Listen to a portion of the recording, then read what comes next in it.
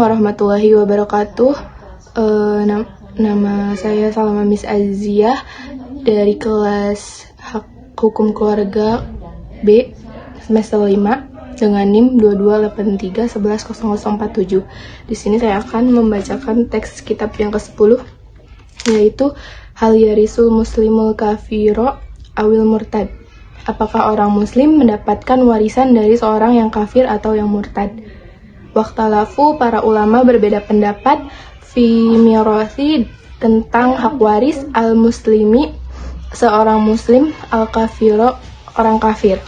Wafi, dan dalam mirasi, hak waris al-muslimil murtada, seorang muslim, dari harta peninggalan seorang murtad. Pada haba, maka berpendapat jumhur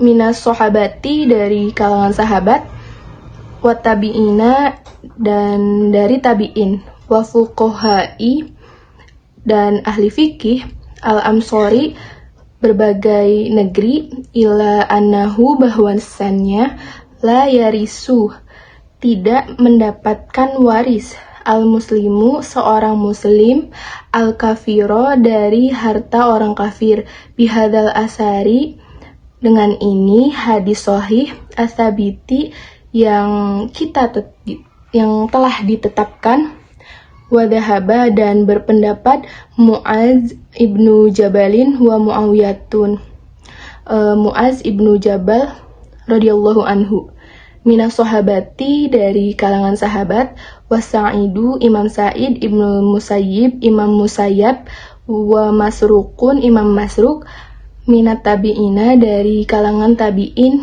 wa jama'atu, jumlah atau golongan, illa anna, bahwasannya, al-muslima yarisul kafiru, seorang muslim mendapatkan waris dari harta orang kafir, wasyabbahu, dan mereka menyamakan dalika binisaihim, itu wanita-wanita mereka, faqolu, dan adapun ulama berkata, kama, sebagaimana, yazuzu, yang dibolehkan, lana anna, bagi kita untuk nangkih, menikahi, nisa'ahum, perempuan-perempuan mereka, walayazuzu, dan tidak boleh, lana, bagi kita, anunkihahum, untuk menikahkan, nisa'ana, perempuan-perempuan muslim, kadalikal irsah, begitu pula dengan warisan.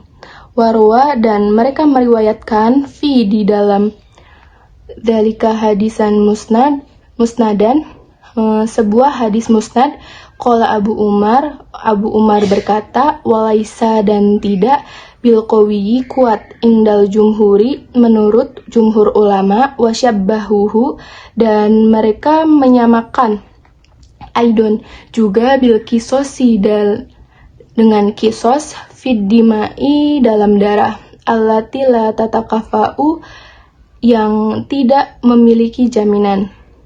Wa amma, adapun, malu, harta, al-murtadi, orang murtad, idza, jika, kutila, terbunuh, au mata, atau mati.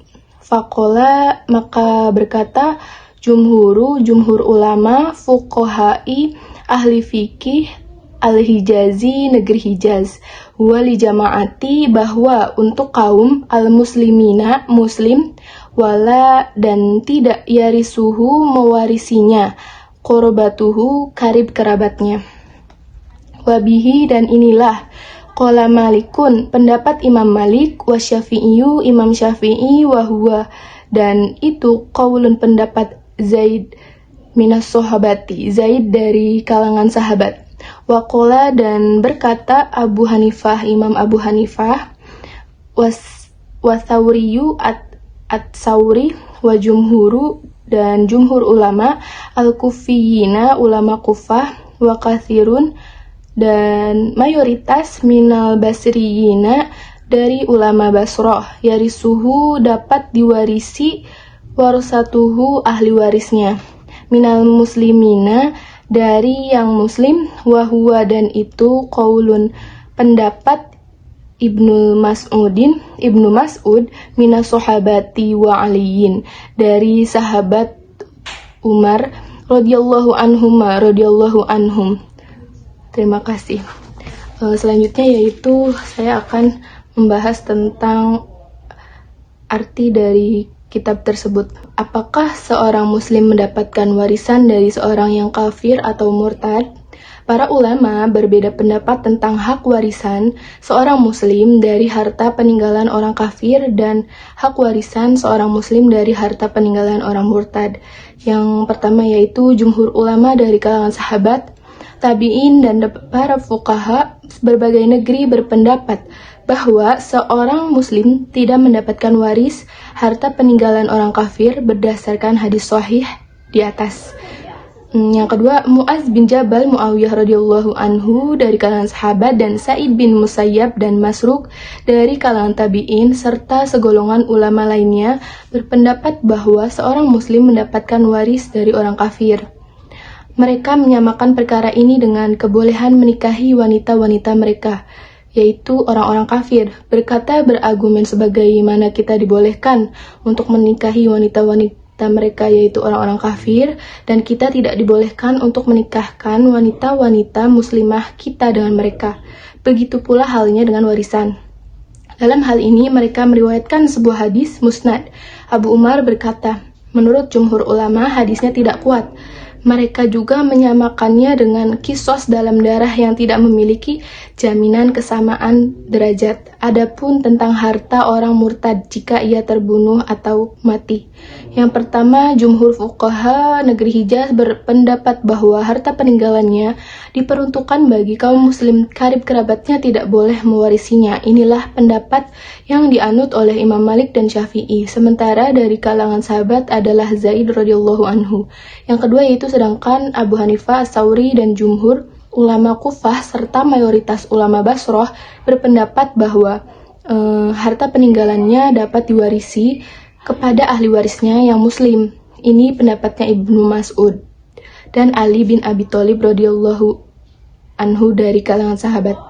Dasar pijakan pendapat pertama adalah keumuman hadis sahih di atas, sedangkan yang menjadi dasar pijakan pendapat Abu Hanifah adalah mengkhususkan keumuman hadis tersebut dengan kias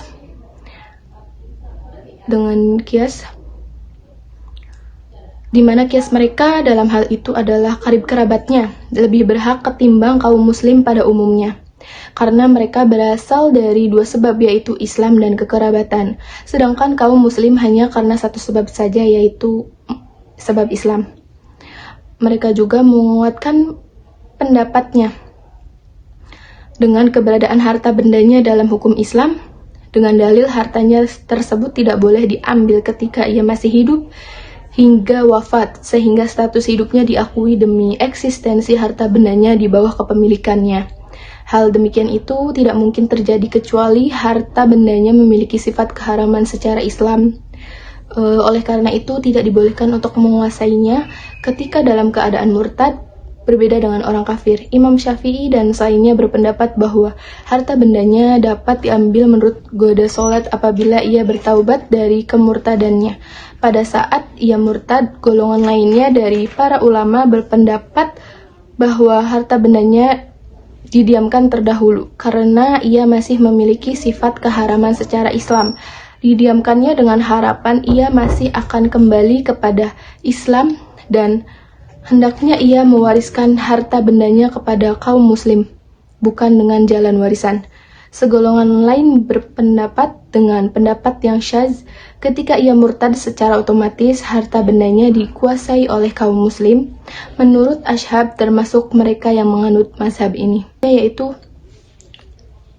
perbedaan agama menjadi penghalang dalam kewarisan. Menurut mayoritas ulama, seorang muslim tidak dapat mewarisi harta orang kafir, dan sebaliknya, sebagaimana dinyatakan dalam hadis sahih. Namun, ada pendapat minoritas yang memperbolehkan seorang muslim mewarisi dari orang kafir, tetapi ini dianggap lemah. Untuk kasus murtad, jumhur ulama berpendapat bahwa harta peninggalan murtad tidak dapat diwarisi oleh kerabatnya yang muslim. Sebaliknya, Abu Hanifah dan beberapa ulama lain berpendapat bahwa harta tersebut tetap dapat diwarisi oleh ahli waris yang muslim. Selanjutnya yaitu relevansi hukum waris Islam dalam kehidupan sehari-hari sangat penting, terutama dalam konteks masyarakat muslim. Yang pertama yaitu hukum waris Islam memastikan bahwa harta warisan dibagikan secara adil berdasarkan hubungan keluarga dan tanggung jawab sosial, mencegah sengketa di antara ahli waris. Yang kedua, pentingnya mempelajari ilmu faraid, ilmu hukum waris di tingkat pendidikan formal dan melalui majelis untuk meningkatkan pemahaman masyarakat tentang hak dan kewajiban mereka. Yang ketiga, pemahaman yang baik tentang warisan membantu keluarga mengelola aset dengan bijak, memperkuat stabilitas keuangan, dan meningkatkan kesejahteraan. Dan yang terakhir, hukum waris Islam memberikan kerangka hukum yang jelas untuk peralihan harta dan juga diakui oleh hukum perdata. Sehingga penting untuk memahami kedua aspek tersebut dalam pengelolaan warisan. Sekian dari saya, kurang lebihnya mohon maaf. Wassalamualaikum warahmatullahi wabarakatuh.